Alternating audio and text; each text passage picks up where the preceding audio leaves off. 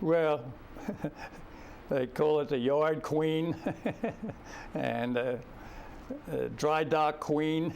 They had a couple sarcastic names that they didn't enjoy too much. And also fighting the Fighting Eye. Yeah, Fighting Eye, right. It's interesting. After the war, in the book Intrepid, the author notes that the Japanese had named the Intrepid as well, and they called her the ghost ship, the ship that kept coming back from the dead.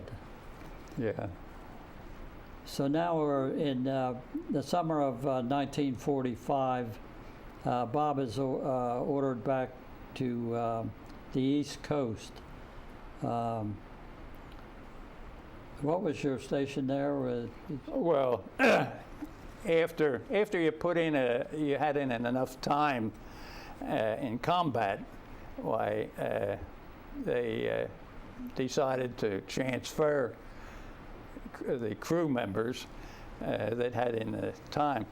So they try to station you somewhere near your home. And I was stationed over in Earl, New Jersey, which was an naval ammunition depot. Well, let us just summarize what occurred very briefly after you left Intrepid.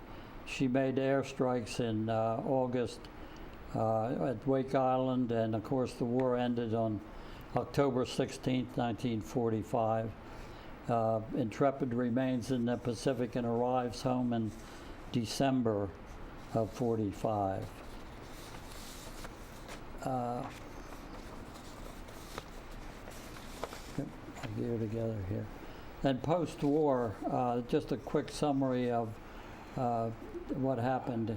In October 1945, she was classified CVA 11. In October of the same year, she became the first American carrier to launch aircraft with steam catapults. In December of 1961, she was reclassified an anti-submarine warfare carrier, CVS 11. In May of 62, she twice participated in picking up astronauts who had splashed down in the Pacific. Mid-1966, Intrepid was with the Pacific Fleet off of Vietnam. In 1976, Intrepid was moored at the Philadelphia shipyard and hosted the exhibits for the United States bicentennial in '76. Then in August of '82, the ship opened in New York as the Intrepid Sea Air Space Museum. I believe we have a photo of the Intrepid right there. In New York. Also, after September 11 attacks, the FBI Operations Center was held in Intrepid, investigating that. Then also there was a Maris Grove Vietnam veterans trip up from Maris Grove a couple of years ago. In conclusion, Bob, I want to thank you for your service and all the veterans of the greatest generation. We also appreciate the service of all veterans in all of our country's history, and in particular those young men at risk today in foreign countries. Exactly.